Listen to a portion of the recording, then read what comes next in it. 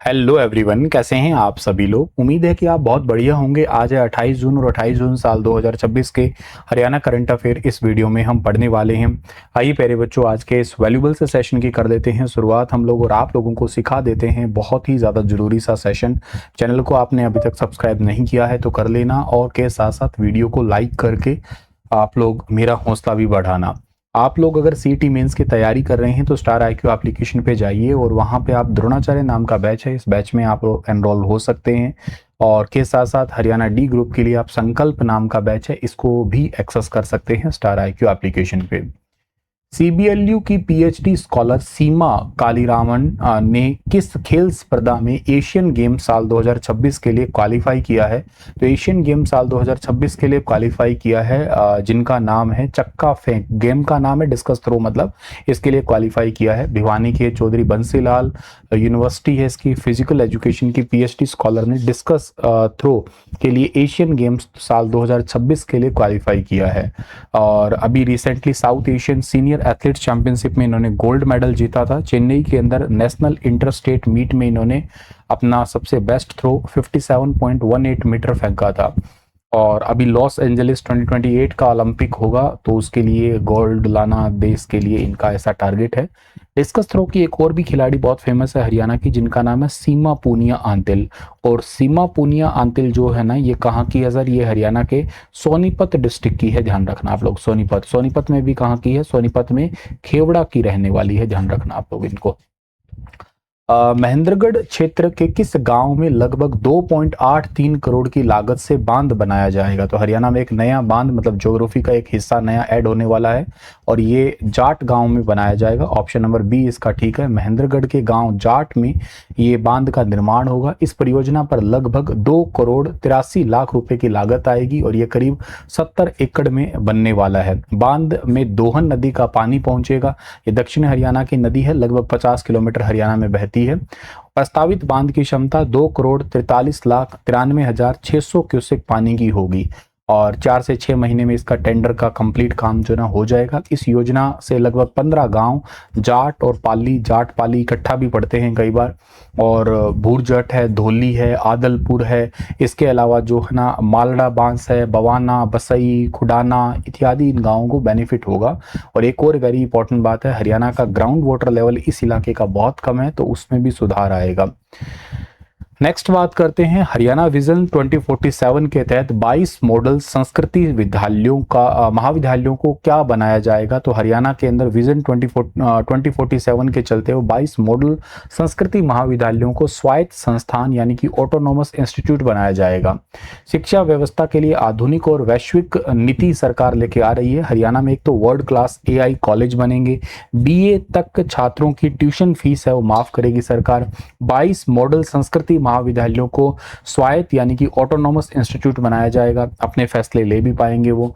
वैश्विक रैंकिंग गुणवत्ता पर रिसर्च रहेगा और मतलब मेन फोकस भी रखेंगे ताकि जो एक दुनिया भर की ग्लोबल रैंकिंग आए उसमें हरियाणा के कॉलेज या इंस्टीट्यूट का भी नाम आता रहे।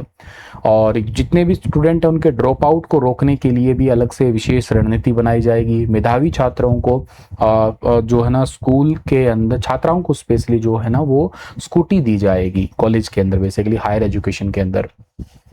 स्कूल शिक्षा विभाग ने हरियाणा के कितने सरकारी स्कूलों को chief minister excellence and early school English school घोषित किया है? तो सीएम ट्रिपल ई स्कूल घोषित किया है हरियाणा के अंदर 250, यानी कि ऑप्शन नंबर डी इसका ठीक रहेगा। हरियाणा सरकार ने सरकारी स्कूलों की शिक्षा की गुणवत्ता को सुधारने के लिए या बेहतर सुविधाएं देने के लिए 250 सरकारी स्कूलों को chief minister excellence and early English school घोषित किया है। ये डायरेक्ट क्वेश्चन एग्जाम में पूछा जा सकता है, प्लीज याद रखना। इन स्कूल में जो नया शैक्षणिक सेशन है उसी से ही अंग्रेजी माध्यम से ही पढ़ाई करवाई जाएगी। मतलब इनमें देखो क्लास 1 से तो केवल इंग्लिश मीडियम ही है और क्लास 2 के बाद में आगे की क्लासेस के लिए हिंदी इंग्लिश मीडियम अलग अलग सेक्शंस बनाए जाएंगे। मान्यता में कोई बदलाव नहीं होगा, मतलब Haryana school board affiliated Bhiwani से ही होंगे।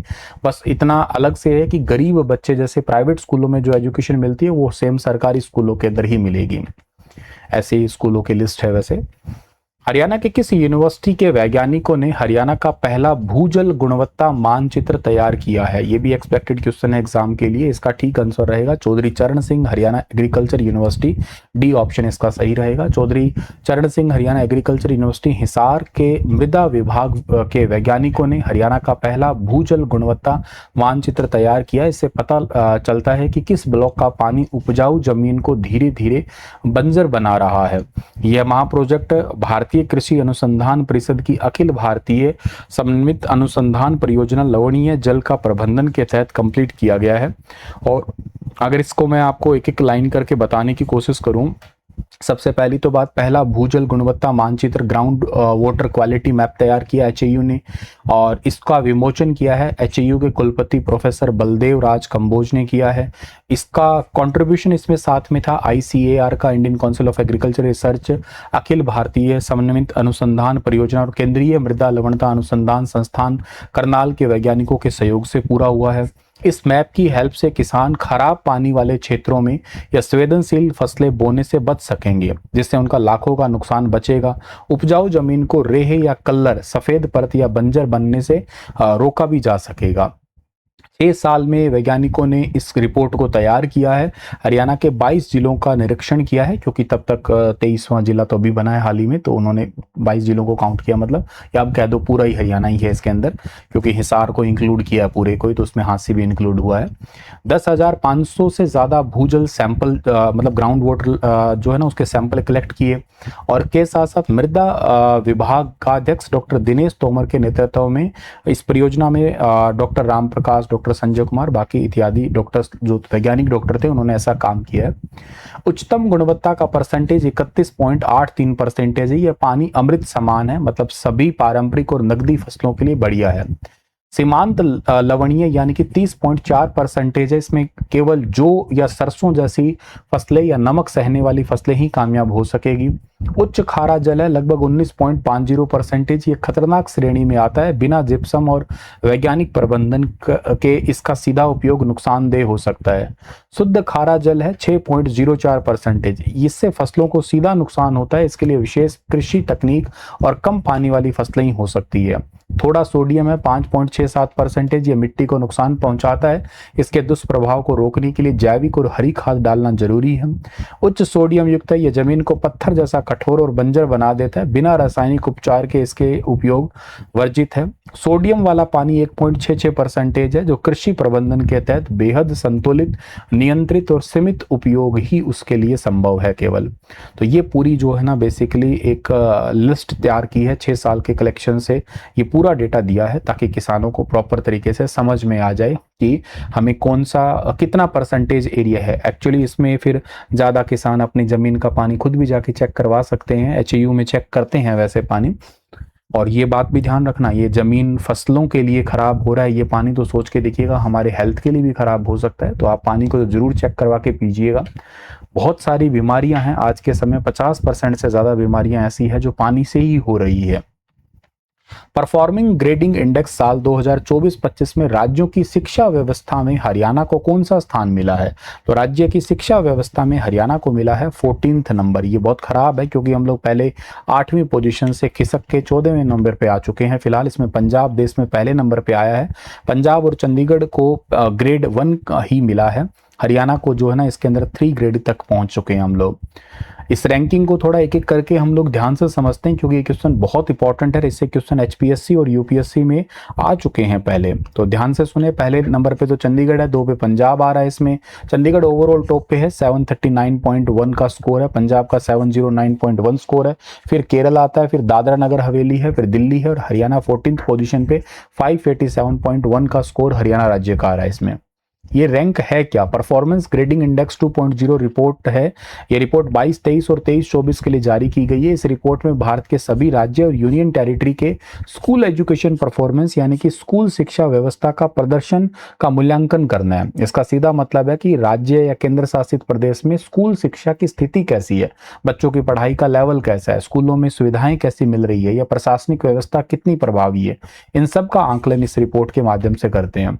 अब ये बेसिकली 2.0 है, इसे शॉर्ट में आप पीजीआई 2.0 कहते हैं। एक एविडेंस बेस्ड फ्रेमवर्क है ये। इसका मतलब है कि ये रिपोर्ट अनुमान के आधार पे नहीं है बल्कि डेटा और एविडेंस के आधार पे तैयार की जाती है। मिनिस्ट्री ऑफ एजुकेशन ने इसको तैयार किया है ताकि सभी के राज्य और केंद्र शासित प्रदेशों के स्कूल एजुकेशन सिस्टम को एक समान ढांचे में एवेल्युएट किया जा सके। 2.0 का उद्देश्य भी यही था कि स्कूल एजुकेशन परफॉर्मेंस को मेजर किया जा सके, एजुकेशन की क्वालिटी, एक्सेस, इंफ्रास्ट्रक्चर और गवर्नेंस की बेसिकली कंडीशन देख सके, ये पता लग सके कि कौन सा राज्य अच्छा कर रहा है और कौन सा राज्य पीछे है। राज्यों के बीच में कंपैरिजन करके सुधार की दिशा भी तय की जाती है। शिक्षा व्यवस्था की कमियों को पहचान के पॉलिसी में भी सुधार किया जाएगा। पहली बार ये साल 2017 में स्टार्ट हुई थी, बाद में 2021 में रिवैम्प हुआ था और 2.0 बनाया गया था इसको, और इसको मतलब नए ढंग में बदलाव किया, सुधार किया था इसको एक्चुअली। और 2.0 को नेशनल एजुकेशन पॉलिसी 2020 और सस्टेनेबल डेवलपमेंट गोल के अकॉर्डिंग तैयार किया है। अब इसमें दो बड़ी चीज़ों के अंदर अलाइन हुआ है। जैसे सबसे पहले तो इसमें नेशनल एजुकेशन पॉलिसी 2020 को ऐड किया है, न्यू एजुकेशन पॉलिसी है हमारी, और इसके चलते हुए इंक्लूसिव और क्वालिटी बेस्ड इसको बनाना था। सस्टेनेबल डेवलपमेंट गोल है, यानी कि सतत विकास लक्ष्य, जिसमें क्वालिटी ऑफ एजुकेशन भी एक मेन गोल है, तो क्वालिटी एजुकेशन गोल को भी इसमें इंक्लूड किया है। टोटल इंडिकेटर इसमें है 73 है। इन्हीं इंडिकेटर के आधार पे ही ये राज्य या यूनियन टेरिटरी की स्कूल एजुकेशन परफॉर्मेंस को देखा है। जैसे मेन इंडिकेटर्स में बात करते हैं तो बच्चों की लर्निंग आउटकम है, स्कूलों में बेसिक फैसिलिटी क्या है, टीचर्स की अवेलेबिलिटी कितनी है, डिजिटल रिसोर्सेज कितने हैं, एनरोलमेंट कितना है, रिटेंशन पावर बच्चों की, गवर्नेंस, एडमिनिस्ट्रेशन, इन सबको कवर किया जाता है। इसमें दो कैटेगरी में बांटा है इसको। मेनली जो सबसे बड़ी कैटेगरी है उसमें आउटकम है, मतलब इसमें यह देखा जाता है कि शिक्षा का रिजल्ट कैसा है, मतलब बच्चों की लर्निंग कैसी है, बच्चे पढ़ाई में कितना परफॉर्म कर रहे हैं, और एनरोलमेंट, रिटेंशंस और ट्रांजिशंस की स्थिति है कैसी। और दूसरी बड़ी बात है गवर्नेंस एंड मैनेजमेंट, मतलब इसमें यह देखा जाता है कि शिक्षा व्यवस्था का प्रशासन और प्रबंधन है कैसा, मतलब स्कूलों की मॉनिटरिंग करते हैं कि नहीं करते, टीचर्स कितने आते हैं क्या, या प्रशासनिक व्यवस्था सरकार की तरफ से कितनी है, योजनाएं कितनी इंप्लीमेंट हो रही है क्या। पीजीआई 2.0 में इन दो कैटेगरीज को आगे 6 डोमेन में भी बांटा है। इन डोमेन के ही थ्रू स्कूल की जो स्कूल एजुकेशन है उनको देखा है। मतलब 2.0 केवल एक चीज नहीं देखता है बल्कि स्कूल एजुकेशन सिस्टम के कई सारे एंगल्स से उसको चेक कर रहे हैं। इसमें टोटल स्कोर 1000 पॉइंट का है और हर स्टेट को यूटी को 1000 में से स्कोर दिया जाता है। जिसका स्कोर ज्यादा होगा वही स्कूल एजुकेशन में बेटर परफॉर्म करेगा। 10 परफॉर्मेंस लेवल होते हैं। इन लेवल्स में से राज्य और केंद्र शासित प्रदेशों को उनके स्कोर के आधार पर रखा जाता है। जैसे सबसे ऊपर का लेवल आपका रखा जाएगा दक्ष रखा जाएगा, सबसे नीचे का लेवल है उसको आकांक्षी 3 का है, मतलब दक्ष मतलब हाईएस्ट परफॉर्मेंस लेवल हो गया, आकांक्षी 3 है जो लोएस्ट परफॉर्मेंस लेवल हो गया। हालांकि दक्ष में तो कोई आया ही नहीं है। तो 2.0 के अंदर बेसिकली नेशनल अचीवमेंट सर्वे 2021 है, और एक इसके अलावा इसमें UDISE प्लस यानी कि unified district information system for education plus है। इसके थ्रू स्कूल, टीचर, स्टूडेंट और इंफ्रास्ट्रक्चर से जुड़ा डेटा लिया गया है, और NAS के चलते हुए बच्चों का लर्निंग आउटकम का आंकलन किया गया है। एक इसमें PM पोषण या मिड डे मील का प्रोग्राम भी है, मतलब बच्चों को जो स्कूल में खाना मिलता है ना, या उसमें न्यूट्रिशन से जुड़ी हुई जानकारी भी कलेक्ट करते हैं। तो टॉप परफॉर्म किया है इसमें ओवरऑल चंडीगढ़ ने किया है, 703 का स्कोर है, पंजाब का 631.1 है, राज्यों में सबसे टॉप पंजाब है, दिल्ली में 623.7 है, चंडीगढ़ लगातार 3 सालों से टॉप कर रहा है इसमें। 581 से 640 हाई स्कोर वालों में से केरल है, गुजरात है, ओडिशा, हरियाणा, गोवा, महाराष्ट्र, राजस्थान ये आते हैं। इससे पता ये लग रहा है कि ये स्कूल वाले बाकी राज्यों से रिलेटिवली बेटर कैटेगरी में हैं। कोई भी राज्य टॉप कैटेगरी में नहीं है, जैसे कि मैंने कहा 761 से 1000 के बीच में आती है टॉप कैटेगरी। तो इसमें कोई भी, ये बहुत इंपॉर्टेंट बात है ध्यान रखना, इसमें कोई भी टॉप नहीं। आपसे पूछे ना टॉप ग्रेड में दक्ष कैटेगरी में कोई नहीं है, क्योंकि 761 के बाद की कैटेगरी में कोई आया नहीं है। बॉटम कैटेगरी में राज्य में सबसे खराब प्रदर्शन जो किया वो मेघालय, अरुणाचल, मिजोरम, नागालैंड, बिहार, ये सबसे खराब प्रदर्शन वाले आंकड़ों के अंदर आते हैं। मतलब स्कूल एजुकेशन परफॉर्मेंस यहाँ पे बहुत कमजोर है।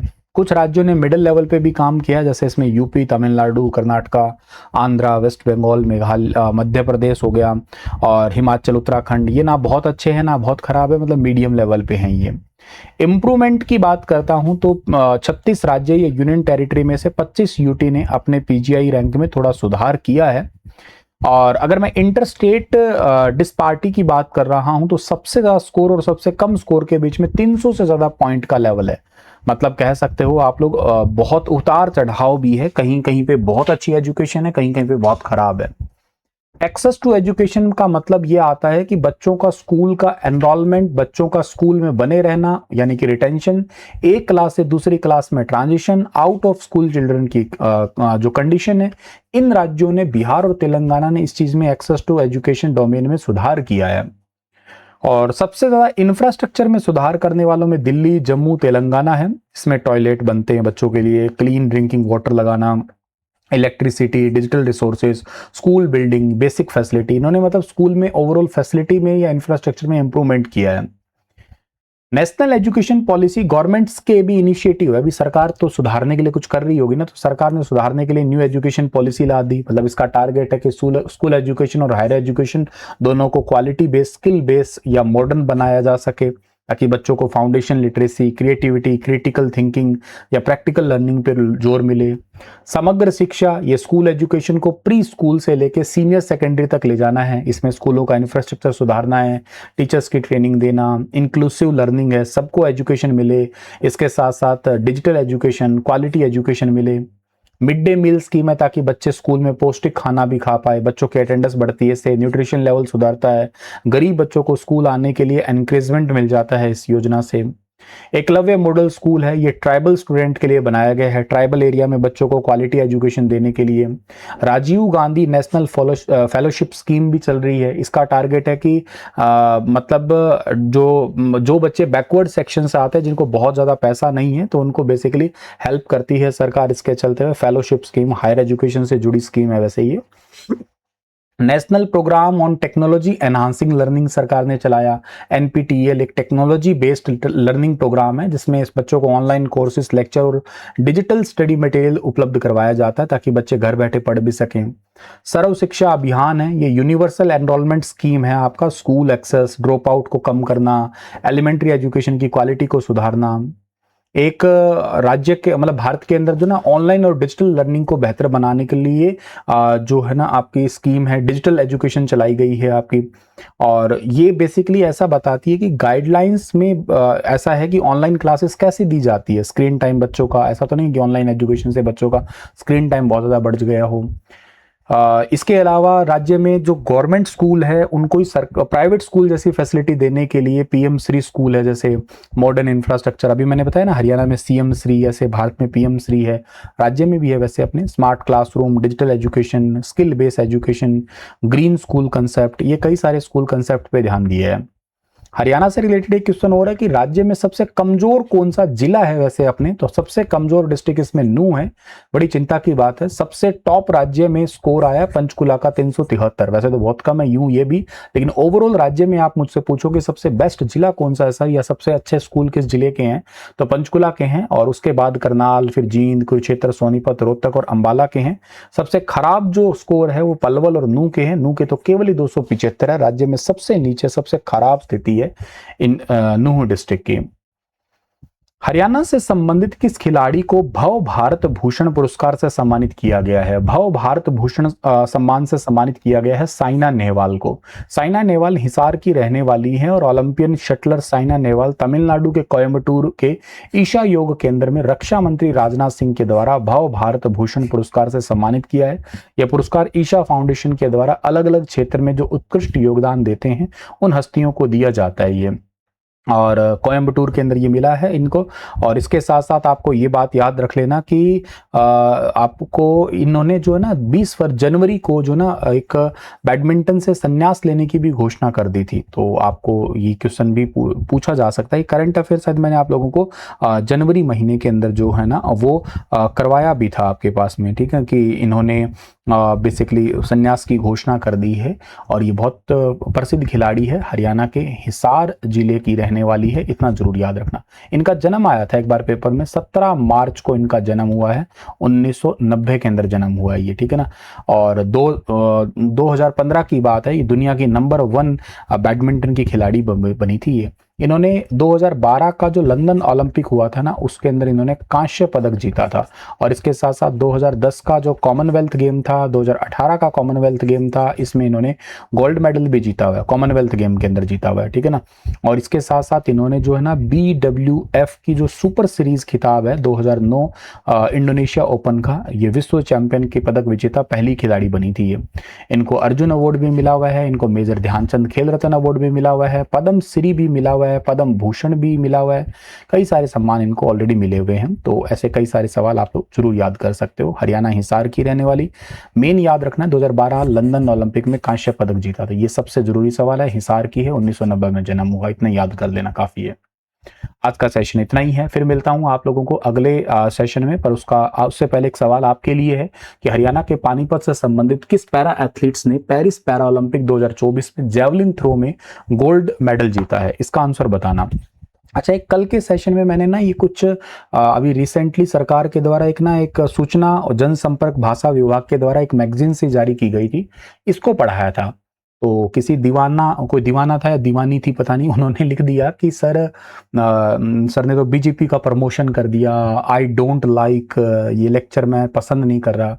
भाई दीवाने या दीवानी, तेरे पसंद के लिए ये लेक्चर नहीं बनाया, एग्जाम में आने वाली चीजें थी।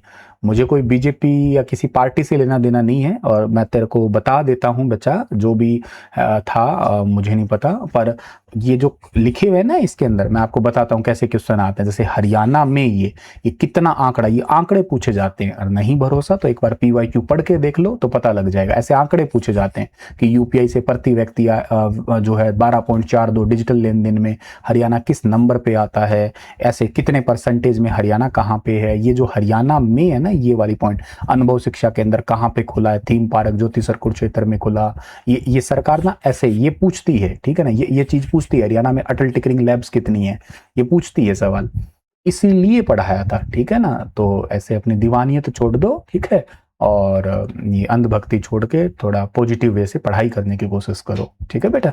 हर जगह ऐसी चीजें नहीं किया करते हैं, ओके। चलो, राधे राधे, अपना ख्याल रखना, और मिलता हूं अगली क्लास के अंदर। शुक्रिया।